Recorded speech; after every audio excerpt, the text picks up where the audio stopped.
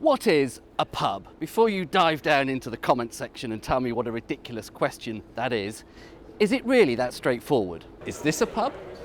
Is this a pub? Is this a pub? Is that a pub? No, not the Houses of Parliament, that boat. Is this a pub? Is this a pub?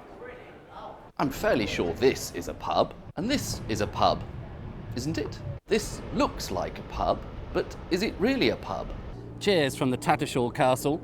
This is a boat, a former passenger ferry that is now permanently docked by the side of the River Thames here in central London. But to all intents and purposes, it's a pub. Or is it? It's listed on Google Maps as a pub. The website describes it as a pub on the Thames, and yet it is very clearly a boat. So what exactly is a pub? Shall we start with the dictionary definitions? An establishment for the sale of beer and other drinks, and sometimes also food to be consumed on the premises. A place, especially in Great Britain or Ireland, where alcoholic drinks can be bought and drunk and where food is often available. None of them really, of course, give us the full picture. I'd like to defer to a higher authority, in my opinion, the Campaign for Real Ale, CAMRA. They have a definition of what they consider a pub to be. Number 1, be open to and welcome to the general public without requiring membership or residency and without charging for admission. Number 2, serve at least one draft beer or cider. Number 3, allow drinking without requiring food to be consumed and have at least one indoor area not laid out for meals. Number 4, allow customers to buy drinks at a bar without relying on table service. So here I am at the Tatershall Castle, a pub on a boat. Shall we go through the checklist there? Number 1, I just walked straight in. You do not require an entrance fee. You don't have to be a resident. This isn't a hotel. Number 2, there are several bars on the boat serving draft beer. On the upper deck, it's keg taps only, lagers and so forth. But if you go to one of the lower decks, there is a bar with hand pumps as well. As an interesting aside, the cellar, if you can call it that, for this pub/boat is on a barge that is tethered to the side. Number 3, I have walked in here and just bought a beer, half of London Pride. And number 4, again, just walked in, went straight to the bar, bought a drink, and I'm now sitting wherever I feel like. Decor-wise, yes, of course, some of it is quite modern, but there are corners of this boat/pub where you could be forgiven for thinking you're in a pub on the land that happens to have some nautical theming to it. The porthole windows, which of course here are genuine. So is the Tatershall Castle a pub? I don't have all the answers. Let me know in the comments what you think. Is this a pub? I do feel like I ought to go in for the sake of journalism, but I somehow can't quite bring myself to. For those of you not familiar with All Bar One, it is a chain described on Wikipedia as a pub chain, but the bars on Google Maps are listed as wine bars, and on their own website, All Bar One describes itself as a cocktail bar. So I'm fairly sure none of you, hello, I'm fairly sure none of you watching here would want to count All Bar One as a pub. But if you go by that CAMRA definition, I believe they have some sort of draft beer, I assume it's keg, on the bar. I can't quite bring myself to go in to find out. So by some definition, All Bar One, maybe it is a pub. But somehow we're not buying it, are we? Is this a pub? Cheers from Mr. Fogg's Tavern. Superficially, this looks like a pub, and in fact occupies the former site of a pub called the Angel and Crown. I would describe it as a Victorian-themed bar. It does meet CAMRA's basic criteria for what is a pub. Don't need a membership, blah, blah, blah, blah. They serve draft beer. It's a row of keg taps, slightly misleadingly behind the bar, but they are there. And, you know, if you're okay with keg beers rather than hand-pumped real ales, then they are there. This is a half of Guinness, slightly eye-watering prices. So why do I not think this is a pub? Atmosphere, the sense of tradition, the sense of continuity. And here, I think what we have is really a Disneyfied theme bar rather than a genuine pub. I thought I would come to the Harp quickly, because if this video turns out to be filled with horrible tourist trap type places, it's going to be very disappointing. To talk a little bit about draft beer, because that is quite key to CAMRA's definition of what a pub is. Draft beer, in essence, what does it mean? It is beer that is served from a larger container rather than, for example, a bottle or a can, which is probably designed to be a single serving. There are three main mechanisms for draft beer dispensal. The first is the hand pump, otherwise known as the beer engine. In fact, dates back to the 17th century and uses basic hydraulics. This is the favoured system of beer dispensing for real ale, which is beer that still has live yeast in the cask, and it's in a cask rather than a keg. Casks, although typically nowadays are still metal rather than traditionally they would have been made of wood, they tend to be a little bit more curved so the yeast can settle better and the contents are not under pressure, don't have any additional CO2 added for dispensation.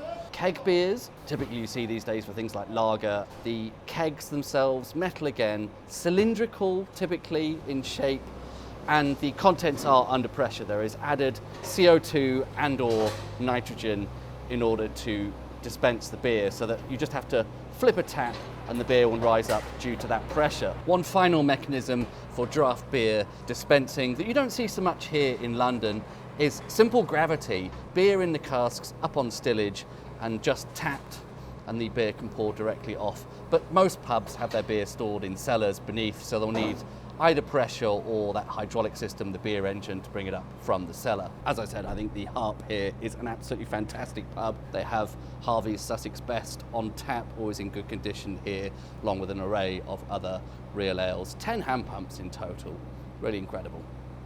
CAMRA's definition of a pub states that a pub should allow drinking without requiring food to be consumed. This is quite a key point given the change in the style of pubs we've seen in the past few decades, and I am of course referring here to the rise of the gastropub.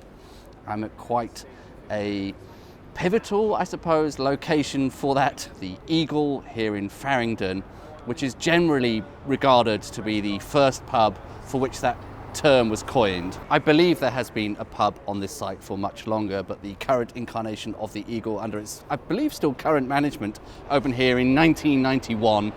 This is actually my first visit here, and I was surprised actually that it does still function as a pub. You can just walk up to the bar and get a beer. This is Wainwright's Gold, is that called? So there is definitely a spectrum here.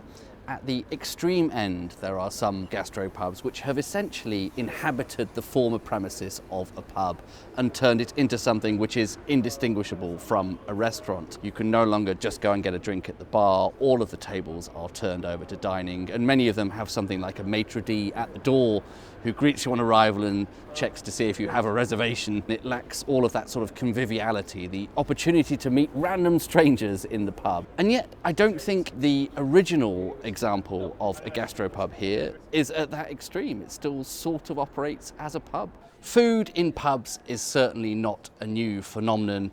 Go back to the era of coaching inns, and they were required to provide food and shelter and of course booze to travellers. George Orwell's famous essay on his ideal, albeit imaginary pub, The Moon Under Water, first published in 1946, also gives a sense of this kind of nuance of the fact that a pub may serve food, but it really shouldn't be the main event. You cannot get dinner at The Moon Under Water, but there is always the snack counter where you can get liver sausage, sandwiches, mussels, a speciality of the house, cheese, pickles, and those large biscuits with caraway seeds in them, which only seem to exist in public houses. By the time we get to the 1970s and the 1980s, pub food was very much convenient stodge. It was there to soak up the beer. There was a reaction to that, and some publicans tried to raise the bar of the quality of pub food. One of the key figures in that movement was the flamboyantly named Roxy Beaujolais, who ran the Three Greyhounds in Soho from, I think, around 1985 onwards,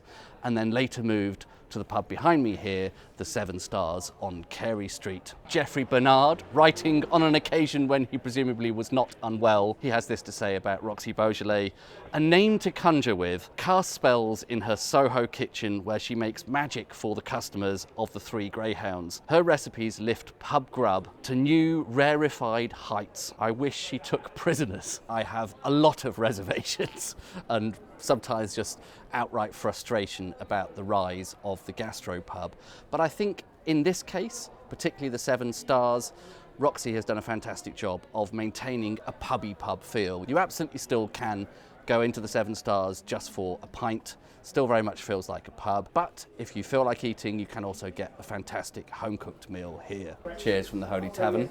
I've made a very deliberate choice to end the video here because I think it presents a conundrum. I'm guessing, but I may be wrong, that most of you will agree with me that Mr. Fogg's Tavern that we visited earlier in the video isn't really a pub. So here we are at the Holy Tavern, formerly known as the Jerusalem Tavern. Some of you may be more familiar with it under that guise. It's a very well-preserved 18th century building. However, it only came into use as a pub in the 1990s.